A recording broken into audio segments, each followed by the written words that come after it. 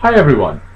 Today I'm going to talk about how 7-inch tablets are similar to the Poor Richard's Almanac, published by Ben Franklin almost 2.5 centuries ago. Through the ages, innovations have always played an important role in the growth of society. But such innovations do not necessarily have to be radical or disruptive in nature in order to be successful. Yes, in recent times, radical innovations such as the iPad, smartphone, the GPS have quickly gained in popularity in the marketplace. Yet, in some cases, incremental improvements may provide advantages to other industry players as they capitalize on existing knowledge, resources, and processes. This type of innovation can also reconfigure current capabilities to serve a new use or need. Take the case of 7-inch tablets. In the past few months, every major electronics manufacturer, including Google, Samsung, Lenovo, even Apple with their iPad mini, have versions similar to this model.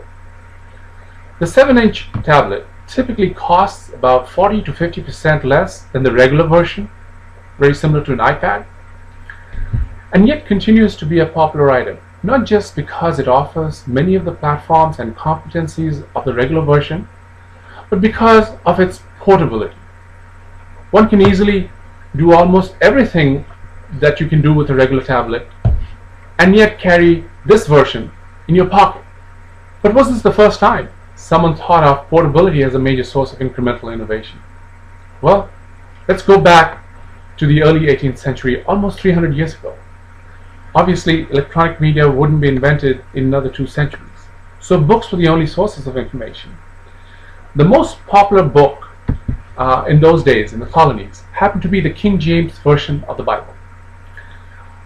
One of our forefathers, Ben Franklin, ran a printing press and initially tried writing his own version of the Bible to compete with the King James Version. As you might have guessed, that didn't go too well. However, he found immediate success with Poor Richard's Almanac. Why was the Poor Richard's Almanac so successful? Using the marketing mix framework, we see that it was priced attractively. It was promoted well in the Pennsylvania Gazette, the newspaper that he edited, as well as the strong word of mouth via his social networks. Coincidentally, he also served as the postmaster of Philadelphia in the mid-1730s, and later as the postmaster general of the colonies under British parliamentary post. And so, distributing the almanacs was not an issue either. But I still believe that it was not the price, the promotion, or the distribution, but the product that made all the difference. Poor Richard's Almanac was a very handy reference. It contained the calendar, weather, poems, references, astronomical as well as astrological information. Franklin also occasionally included mathematical exercises, stories in the serial format, and a description of the highways and roads. But it's perhaps best remembered for being a collection of aphorisms and proverbs, many of which live on even today. For example, the Lord helps those who help themselves. Fish and visitors stink after 3 days. Well done is better than well said are some of the sayings that you can find in these almanacs.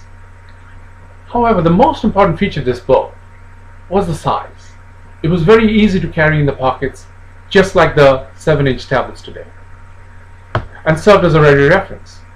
Yes, the King James Bible was a sacred text and most widely read text at that time, but the Almanac was the handy book. The Almanac was delivered from Nova Scotia to South Carolina and sold up to about 10,000 copies a year, a very high number in those days, and even translated into Italian, French, and several other languages. In the mid-1750s, Franklin made a selection of these proverbs and published them in A Way to Wealth. And this also became hugely popular, not just in the colonies, but also in England. Again, the size of the book made it a very handy reference. It was very easy to carry. So, are there indeed similarities in these two products, introduced 2.5 centuries apart? Do they serve similar functions?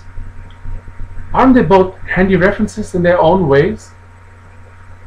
Isn't this, as Yogi Berra would say, Deja vu all over again? Think about it. And thanks for watching.